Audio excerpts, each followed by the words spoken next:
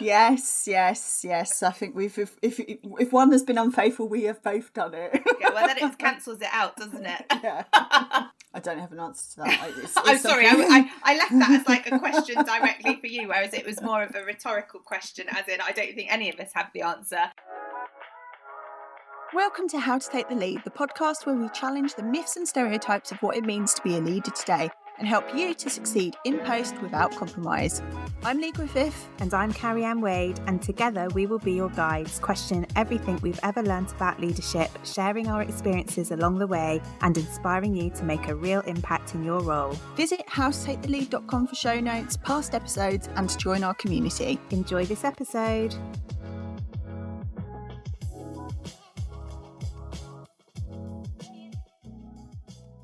So, we're back. Hello. Yay. Another series 4. We've made it. I've missed this. I feel slightly under-prepared and quite rusty. Yes, rusty's the word I would use. I'm feeling a bit rusty. It feels like ages since we've done a How to Take the Lead series, so I'm very excited to be back for series 4 and having these regular chats with you. It feels like I've missed out on my therapy. Yes. So housekeeping stuff. Not much has changed, I don't think. So if you're new, you've just found us, remember to hit the follow button so that you get all the future episodes. We've got 10 episodes planned for series 4, so lots of good things we're going to be covering. We're on YouTube again this series, so hello to people who are watching, and again, hit subscribe, follow.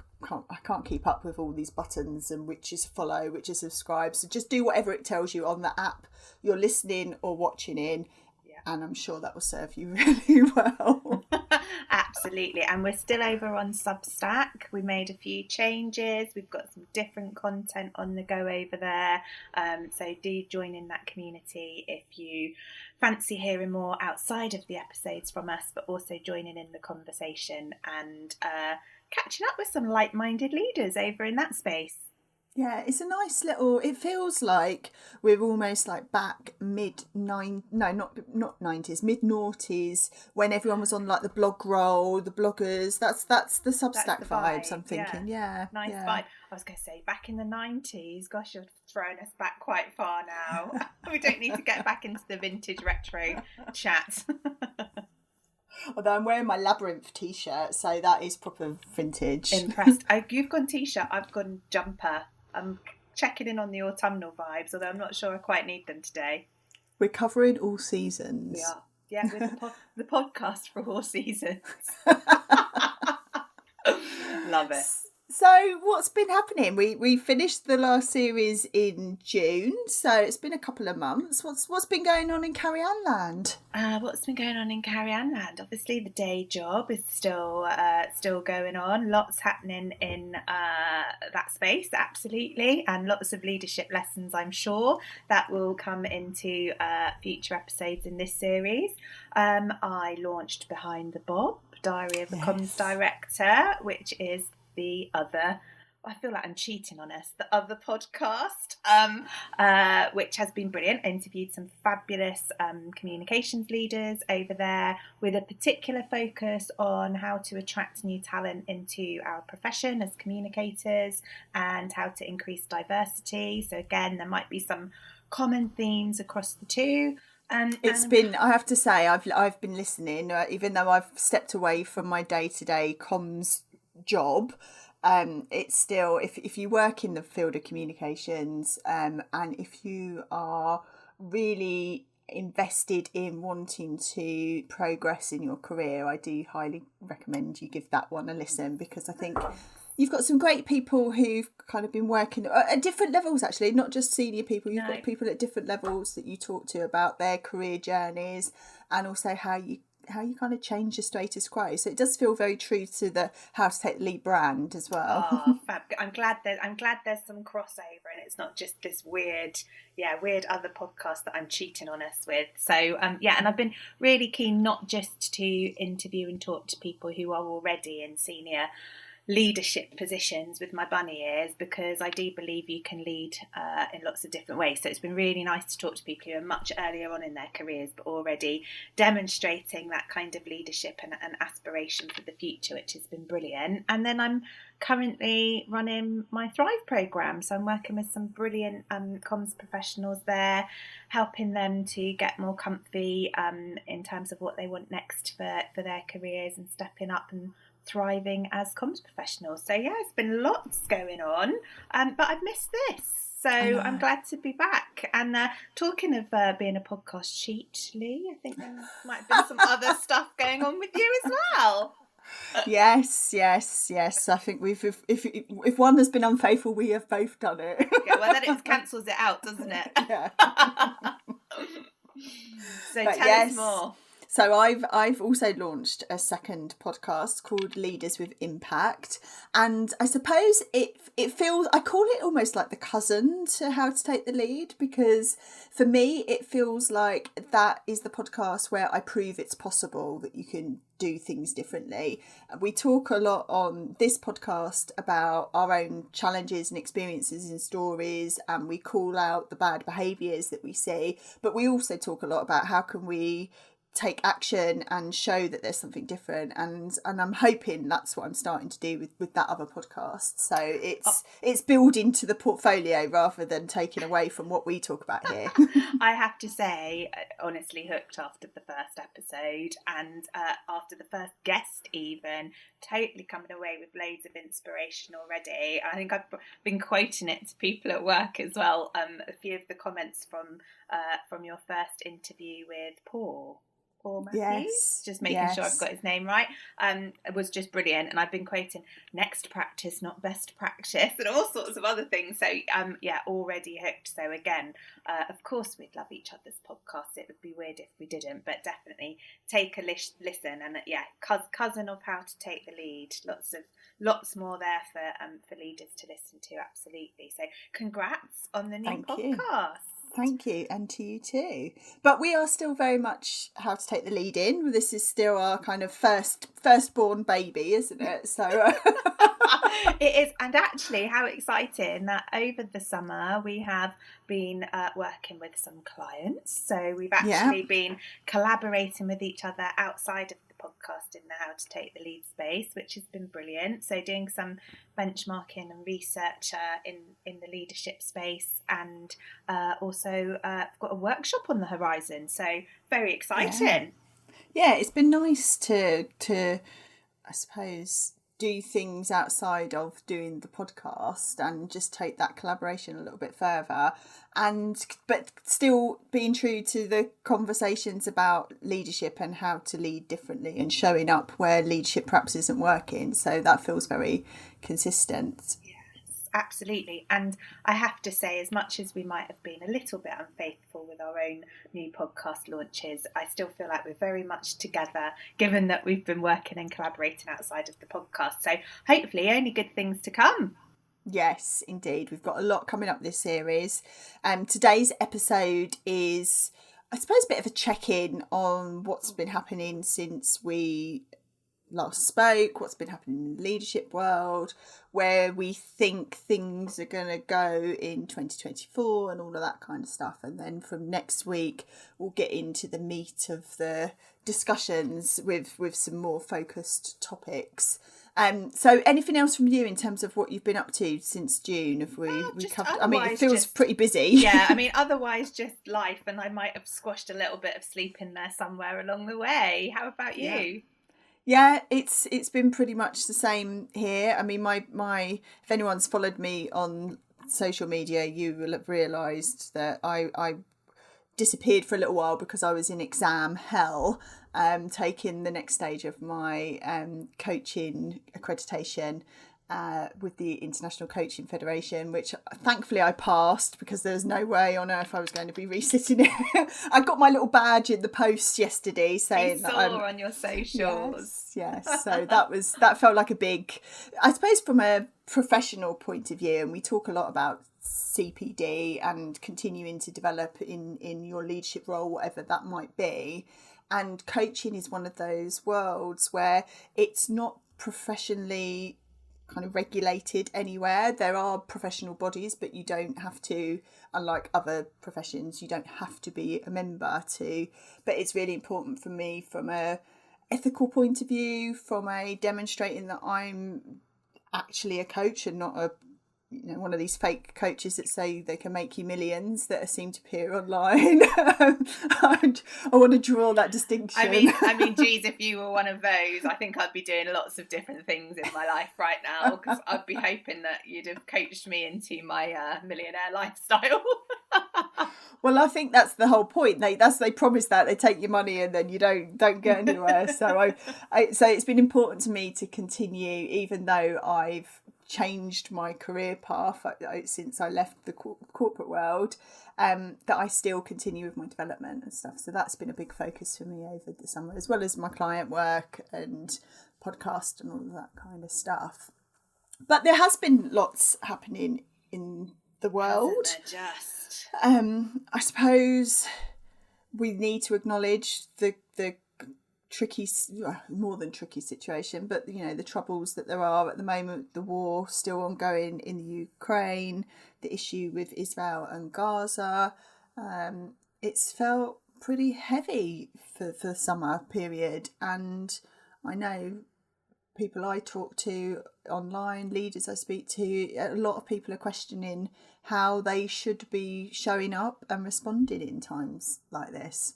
Yeah, and it would be remiss, wouldn't it, of us to record this episode and not mention it. And like you say, yeah, the fact that it feels hard to describe it in an appropriate way. We started with tricky, and we're like, no, it's beyond tricky. It's, absolutely, awful scenario that's happening. Not just in Israel and Gaza, but in Ukraine. And I think that is what proves problematic sometimes for leaders to know how to pitch their communications, and they start asking themselves and their leadership teams the questions around, do we acknowledge it? But if we acknowledge it, but we're not knowledgeable about it, what does that look like? What support are we offering to people who might need it? Are we able to do that? Is it appropriate to not say anything? And I think that does cause a lot of I don't know what I was going to use the word conflict, which seems really inappropriate to use in this scenario, but a lot of inner turmoil around what's the right thing to do here. And if I'm honest, I don't think there is a right thing to do. I think it has to be a judgment call for sure. And interestingly, in the space that I operate in with Cat's Pajamas as a small business, I've also seen come up there a lot small business owners saying, is it the right thing to still be out there trying to promote my business when this is going on? And I guess there is something about trying to strike that balance, if it's at all possible, of recognising the impact of these situations on people and being compassionate about that, and acknowledging that that's happening in the world, whilst also recognising that sadly life everywhere else continues and you have to find a way through that. I think it definitely is a challenge for people. I don't know what your thoughts are, Liz. Well, I think, and it's not necessarily a direct comparison, but I think often, large organisations, particularly those who might be public facing or public sector, where they are serving the public, often have that turmoil because they will be seeing they'll be delivering the best and the worst in the service, and some people will be having really, really poor, shitty experiences with an organisation and will find it really distasteful when they then see said organisation celebrating its staff or saying something good that's happening and all of that kind of stuff, because that's not been their experience. But then, you've also got thousands of staff who need to be motivated, or, there'll be as many people having a great experience of the service that's being provided by them. So there's always going to be that push and pull and that tension between how people are going to react to the stuff that you do. I think as a leader, it's about how are you showing up with that integrity, with that acknowledgement, but also being mindful that you can't respond to everything. And I think this particular issue of the last couple of months, there's been a lot of talk about what's the mental toll that it's taking. How is it affecting people's mental well-being? Just seeing all that news and hearing the stories and whatnot. And sometimes the right thing is to say, I need to step away, and it's not for me to comment on. But I suppose as a leader, you need to be asking yourself some key questions, don't you? Is this issue impacting the business? Is it directly affecting my staff, my stakeholders, or the people that I serve? And how does it align with what I stand for? Because, if you're on a platform saying you stand for X, and then you don't comment when something happens that's directly related, then that integrity gap is there, isn't it? So I think those are the markers and things you should be sense checking with your network. Yeah, absolutely. And that point about what's important to your stakeholders is one to listen to, isn't it? And I think it's interesting you mentioned that, particularly a public sector dynamic where actually, I think there's a sense of remaining apolitical, as it were, particularly when you work in the public sector field. And actually sometimes that can also add a different dynamic to should we be commenting on this, because it feels hugely political. I think sometimes then as leaders you have to just be really thoughtful about how you communicate things. So in my organisation we have got staff whose families are impacted, as are our communities, by the situation that's happening in Israel and Gaza, and we had the same thing with Ukraine and Russia. And it's very easy, I think, sometimes to get pulled into the narrative that's playing out in the media. And an example I would give would be in the situation around Ukraine and Russia. Our organisation felt it was the right thing to do to acknowledge that and demonstrate what support was on offer for people in our organisation who were impacted. And initially the whole focus of that was about Ukraine, and we had to say, well, hang on a minute, we'll have people who work here and who live in our communities who are of Russian descent and heritage. So actually we need to acknowledge that in a thoughtful and compassionate way as well. So I do think there's so much nuance in it, but I absolutely agree with your point that it's about acting with integrity, isn't it, and understanding what's the impact on your organisation and your stakeholders, and then trying to make an informed decision from there. Yeah, and sometimes showing up and giving a response might be that you are saying and doing something very specific to the situation, but sometimes it might be, I'm not the best person, but I'm going to direct you to better places that are resourced to help you cope with this, and that's fine too. Do that signposting to other places, because you can't be expected to be the expert in everything, and actually it would be very disingenuous to try to be. So actually, yes, sometimes the answer is acknowledge it, that there is a situation happening that is having an impact, and here's the place for people to go if they want to know more, find out more. Yeah. So what else has been going on? I mean, politics, we often touch on that. It's been political conference season. I was going to call it political silly season, but you've been much more diplomatic about it, hasn't it, Just? Can I just say up front, one of the things I've absolutely been loving about conference season has been on Laura Kuenssberg on, is she Saturdays or Sundays? I can never remember. Sunday. Maybe it's Sunday. The word clouds. Presenting the word clouds back to the leaders of, we asked this many people what they thought of you as a leader, and here are the words that they honestly seeing people's reactions when quite a lot of them have just, I think on Rishi Sunak's, my favourite was massive font rich. Yeah.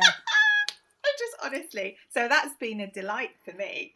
I wonder how many organisations though do exercises like that of their leaders to tap in. I know people do staff surveys and blah blah blah, but how much are they really tapping into what people think about them and understand? That would be quite an interesting exercise. And is there a way to do the 360 degree feedback like that? Because I've been involved in 360 degree feedback on both sides, but it is still quite a small selection of stakeholders, isn't it, that give that feedback. But the word cloud thing, I honestly thought that was brilliant. So yeah, maybe there's a way to just think about how you can do that and capture opinion, because huge amounts of learning, although I'm not sure how some of our political leaders are intending to learn from some of that, but learning how to respond to challenging feedback is probably also a good one.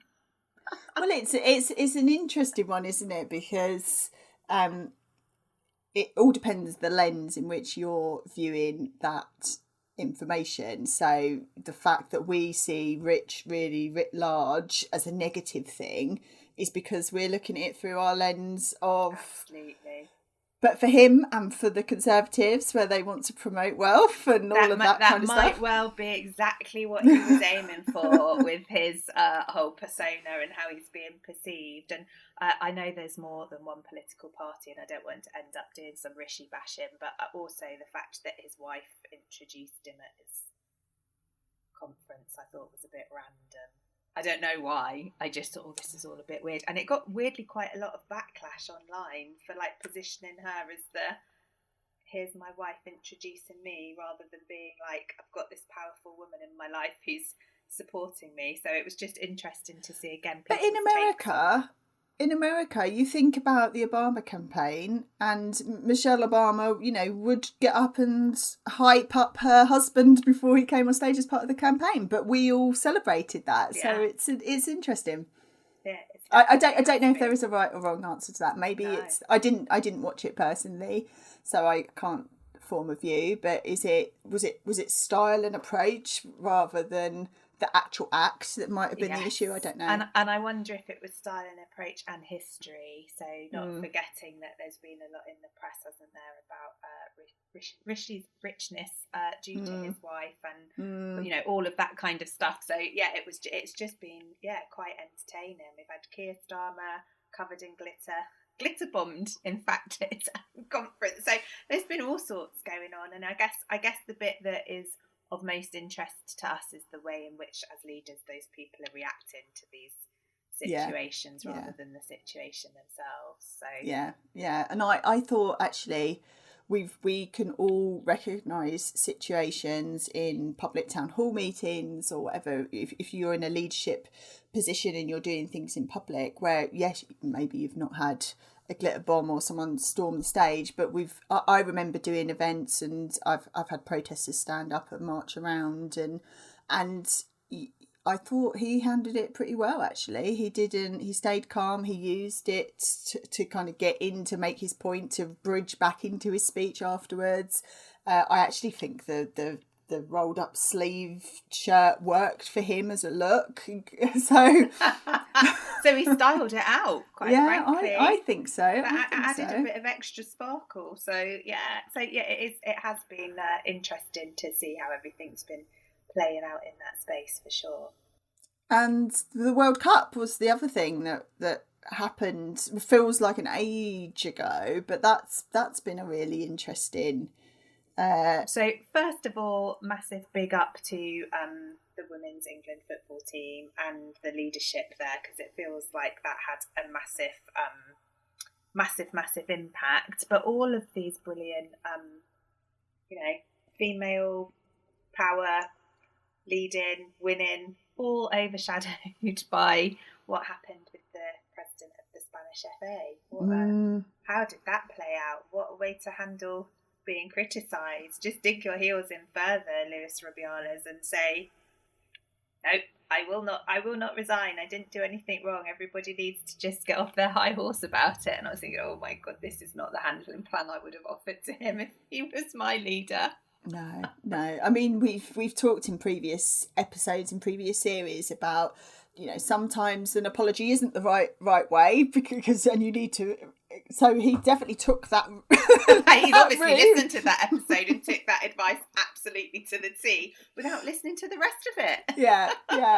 So I think that with the evidence writ large, and even if he, for whatever reason, still felt he didn't do anything wrong, not picking up on the tone of the reaction, it was in and of itself quite poor. So anything else leadership wise that's been happening that we've missed or would have been talking about if we were on air? Oh my goodness. On air. I know, look at us. Oh God. How we've got lofty as the series have gone on, hey? I don't know. I think we've covered sport, we've covered politics, we've covered, well, politics is included in the talking about conflict that's happening across the world. But again, it's interesting how the things that we talk about stick out because of some sort of negative reason mostly. Yeah, I mean, we've managed to get a few positives out of, you know, big up the women in the Women's World Cup and thinking about how Keir Starmer's responded to being glitter bombed, but in the main it's mostly again been the bad stuff that stuck out, it feels like. Yeah, but is that true to life? And I mean, there's the evidence, isn't there? People complain more than they give positive feedback, so that is the thing that will stick on people's minds.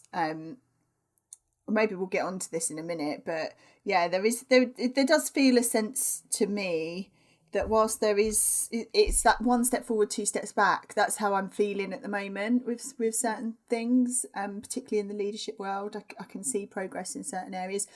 We talked a bit about my other podcast a bit earlier in the show, and that is absolutely me trying to prove it's possible to do things in a different way. And I've been able to talk to some great chief execs who are leading in this kind of modern, forward-looking direction, but it's still hard. There's still a lot of things, and it's that constant. You've got to go further and longer.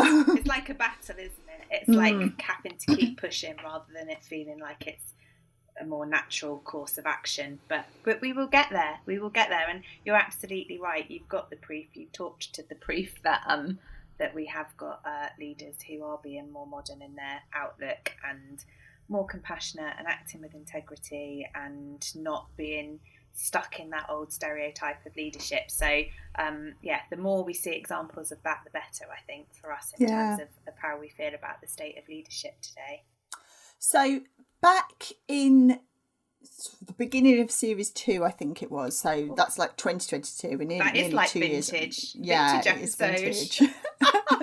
We did a review of leadership episode, and we're kind of in that territory with what we've been talking about already today, and we did it with the lens of a report that we'd done not that long ago at the time around the modern leader, and we wanted to see how aligned it felt with what was happening.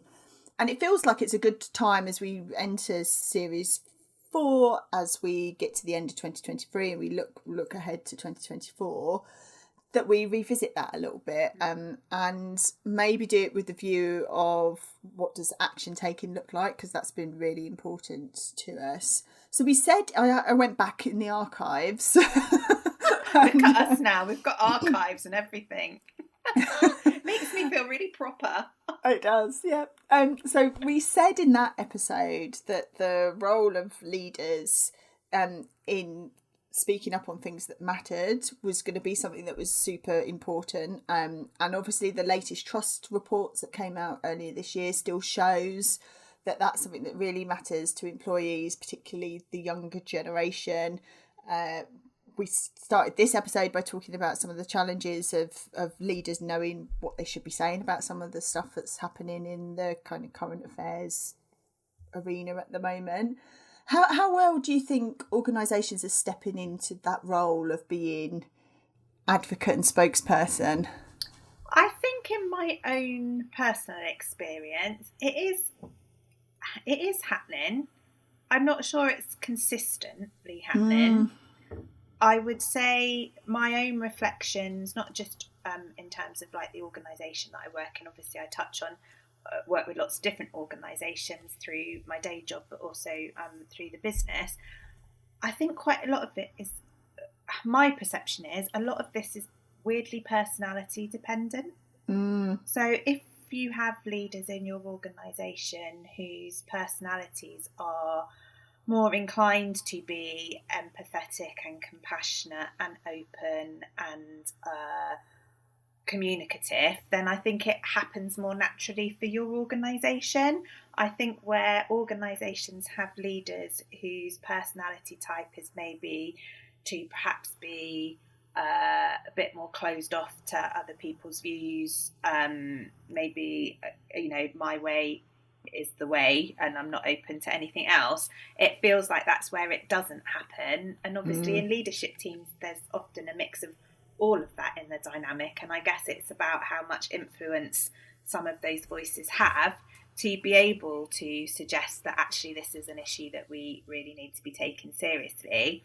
The other bit for me that I still think a lot of organisations are not doing enough of, and we've talked about this loads, and I know it's something you're really passionate about, Lee, is that engagement piece, that listening and truly engaging. So actually, do organisations genuinely understand what is most important to their employees, to their customer base, to the people that use their services, to their communities, in order to make some decisions and plan for how they might speak up about those matters that count. So I still feel like there are organisations that are doing a bit guesswork in that space and then maybe not quite hitting the mark. So that's my kind of overall perception of how things have been going, particularly this year in my experience.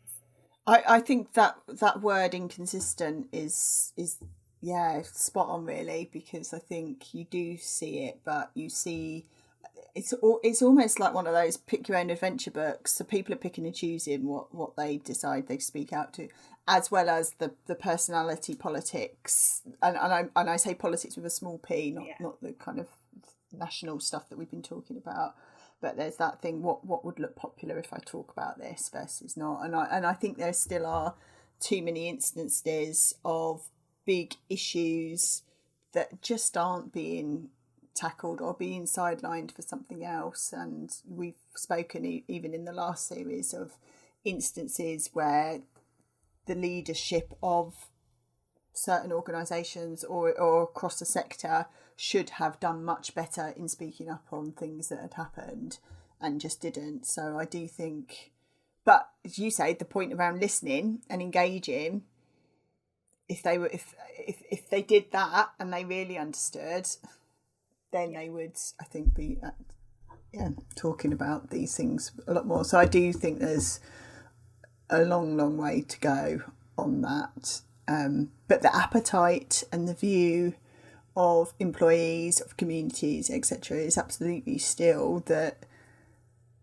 they see their local leaders, their local business leaders, their local organisations being the mouthpiece that can make change happen. So you've got a really important responsibility.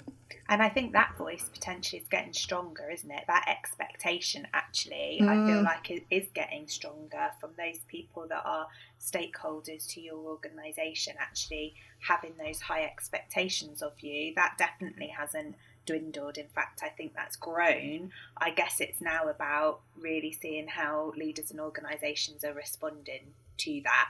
And that will be, that's the proof in the pudding, really, isn't it? I suppose, like, are people, like you say, genuinely listening and engaging with that groundswell of voice, or not? And I think there are, interestingly, sectors that do that really well. So if I think about the charitable sector, for example, I think they have to do that because actually the models in which they operate as a business relies on that really heavy level of engagement and people making donations and proving that they've made a difference and had a voice. And I don't know whether some of that happens to be more aligned with maybe a stronger sense of purpose about what your organisation and your strategy is about. But I do see that maybe happening a bit more in that sector, perhaps compared to others.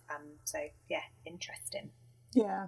So the report also, we talked about some of the skills that we thought that leaders needed to lean into more in that kind of future look space. So it was being values driven, prioritising their well-being, being adaptable. Do they still feel relevant? And again, do we think we've seen much progress in those areas? I do think they feel relevant still, actually, and I think probably what's playing out in society particularly means the sort of well-being element still feels really strong. I guess when we did the research report and we asked people, we were sort of in that pandemic-y space still, weren't we? So I felt like well-being probably had a huge focus then because of that impact. But actually what we've seen is lots more things happening in the world, some of which we've talked about today, but, cost of living, the current affairs stuff that we've talked about play out, and I think they are all having an impact on people as human beings. So for me, I feel like the well-being thing is still really important. I'm interested in the adaptability bit, and probably from an employee point of view, maybe more so than other stakeholders, because it's been quite interesting that we had a period where leaders and organisations were talking about being hugely adaptable and flexible in terms of ways of working, ways of leading, ways of operating in their business, in their organisation, as a direct result of the pandemic absolutely changing everything. And I think I've been quite surprised this year in particular at seeing a bit of a shift back to those pre-pandemic ways of operating, which feel less flexible and less adaptable, and moving a bit more into that space of, if I can't see you, I don't know if you're really doing what you're supposed to be doing. So I'm intrigued to know why potentially, I mean, I'm just saying this, I don't know, I haven't got the evidence to back this up, but potentially is that a lack of trust between leaders and their wider organisation? And if so, like, what's the dynamic that's made that happen? Because it felt like actually people were telling us as leaders that we want that flexibility, we want to be able to juggle life demands with work demands, we want to do a really good job and deliver, but we'd really like you to give us that level of like flex and help be adaptable as a leader to those changing dynamics in your organisation. And it does feel to me like that's taken some steps back and shifted again. Yeah, I completely agree with that. And I wrote down trust as you were talking, because I think that is I don't think, not in the main, and again, I've spoken to people where they absolutely are and have been pre-pandemic of that mindset of you need to let people work in the conditions that you're going to get the best out of them. But there are a lot of organisations that have reverted back to, if they're not in the office, they're not doing the work I need them to do. And it does feel, it does feel like we're going backwards. But then also I'm noticing that I suppose it's this generational gap. It's widening because the companies are trying to get more people back into the office. Even those that were really tech driven and progressive have Zoom being an example. The irony where they've said we want people to start coming back in. But the workers aren't so keen. People are starting to look for new opportunities. They're trying to seek out organisations that will suit their lifestyle. So that values alignment piece is being even more important. I think people are voting with their feet a little bit more. And I wonder, as we go forward in 2024, what that's going to look like for organisations, some of whom are already struggling to recruit in certain areas.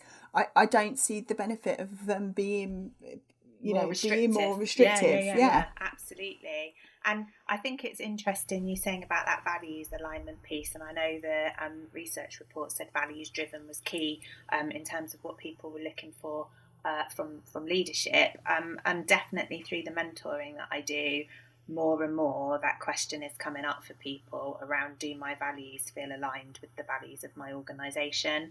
And more I think the response is becoming uncomfortable for people. And as individuals that can be challenging, because people need to work and need to pay their bills, and it's not always as easy as we've talked about in previous episodes, is going, okay, your values don't align, don't work there anymore.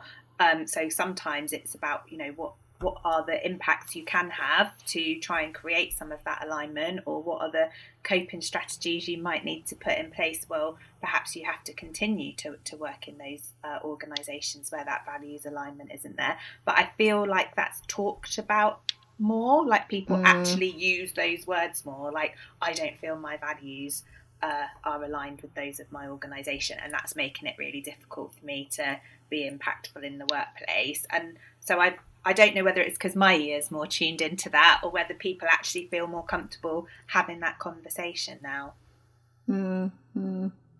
I don't have an answer to that. I'm sorry, I left that as like a question directly for you, whereas it was more of a rhetorical question, as in I don't think any of us have the answer. I wasn't expecting you to blow me away with some big response to that, Lee. Sorry. But why don't you know? You know everything. You're my go-to person for all of these issues. So what else are we predicting for 2024 in terms of the leadership world? We've talked a bit about, I suppose, this reverting back to some of the... And I don't think it's just this staying at home versus coming into the office. I think there are other behaviours that we're starting to revert back into, and I'm not liking it. Oh my goodness, I got the finger wag then. Please don't tell me I'm doing some of those bad behaviours, wagging your finger at me. I'm thinking what you're about to tell me is where you think leadership might be heading in a negative way because you've seen some of those bad behaviours. No, I was just saying I don't think it's just exclusive to that. But so where do we think in 2024, good and bad, but what's going to be influencing leadership, I suppose, in 2024? So I definitely think over this year, so I'm hoping this continues into next year, there have been more discussions in public spaces and with leaders about issues around psychological safety and how to create environments where people can thrive, for example. So that feels really positive, and I would like that to continue. I would like leaders and others to understand more about what that truly means for them in their organisation and how they can help create some of those conditions in a genuine way. That's my thing about it needing to feel genuine. And I have definitely seen a sort of groundswell of more women speaking out in that leadership space and having a voice and potentially being a bit more demanding about what they expect from the leadership teams that they work with, how they want to operate as a leader and kind of what that means for them. So I think those vibes are definitely kind of still there and will probably continue into 2024. So hopefully they're good things that might carry on. So I don't know about you on the good front, Lee, what your thinking is on the positives for next year.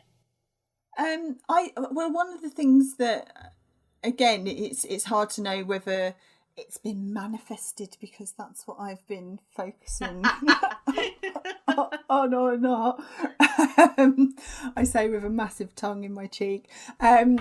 But this whole concept of self-leadership, and we're going to talk about that later on in this series, but I do think that there's I'm noticing it more and more of leaders taking that time to be more aware of the impact that they're having and doing more work on themselves and how they want to show up as the type of leader that they are, and also just like that clarity of these are the boundaries that I'm going to work to, this is the type of leader I want to be, all of that kind of stuff.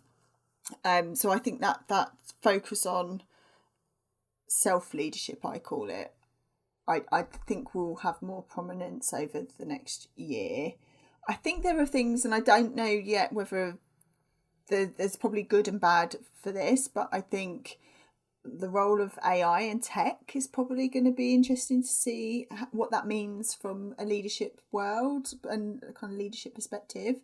Will it help or hinder? Will people embrace it, or again, is it something to be scared of? I don't have the answers, but I think it's going to be an interesting one to look through a lens of. And I think on that point of the AI and tech, the trust issue comes back in, doesn't it? Because not knowing how that will play out in the leadership space, I think leaders might need to be quite thoughtful about how they embrace AI, given everything that we've seen around kind of fake news, fake people, fake everything in terms of conversation that's all being generated digitally. So again, it's that I hope what doesn't happen is that leaders become hugely reliant on digital tech and AI to do some of their leadership role for them, which are the bits that really they need to be doing themselves, because that's where the growth and the learning is. So yeah, that would be my only worry in that space. But I think leaders do need to do a lot of learning and really get to grips with what impact that's going to have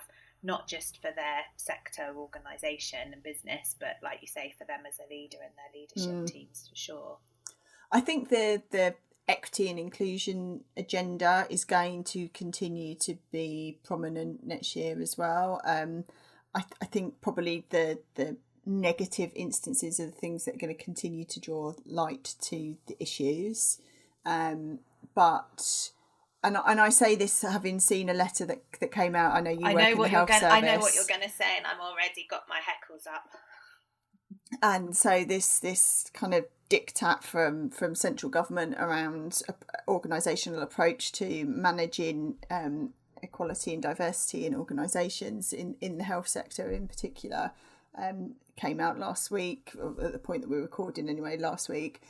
And again, feels like it's a backward step and not being sensitive to some of the real issues that underlie the health service in particular. But I do wonder whether, again, is that going to set a tone for elsewhere? Yeah, absolutely. And yeah, there's something, I think that's that thing, isn't it, about tone of leadership. What's that going to be like? And it feels like we've talked about it already, some of that more hierarchical command and control, old-fashioned stereotypical leadership stuff seems to be bubbling back up to the fore. And it's about how to, our task, obviously, because this is what we're all about, is how do we stop that taking prominence again? And I'm not sure that just the two of us are going to be able to do that by ourselves, but hopefully with our listeners and our wider community we can challenge some of that. But it is interesting to see that sort of slipping back in.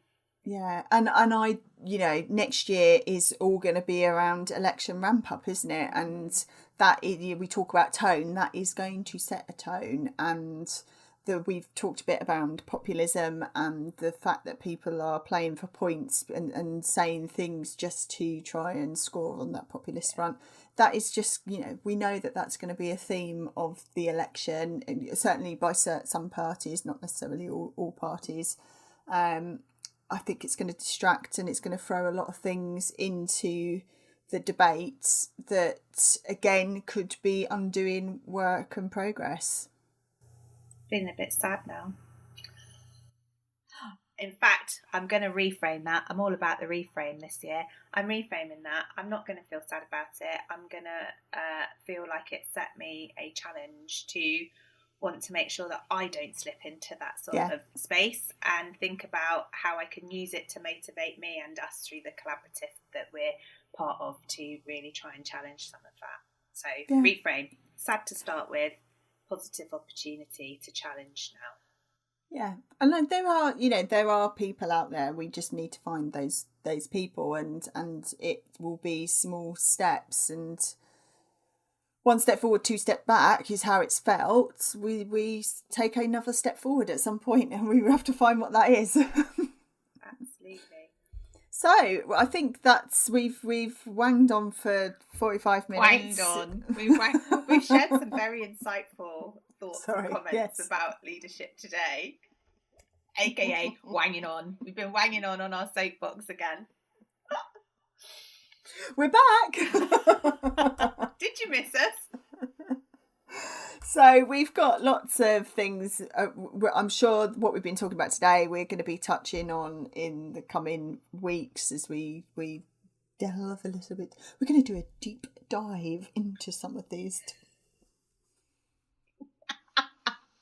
For those who are listening, not watching, you won't have seen my extreme eye roll that I did then.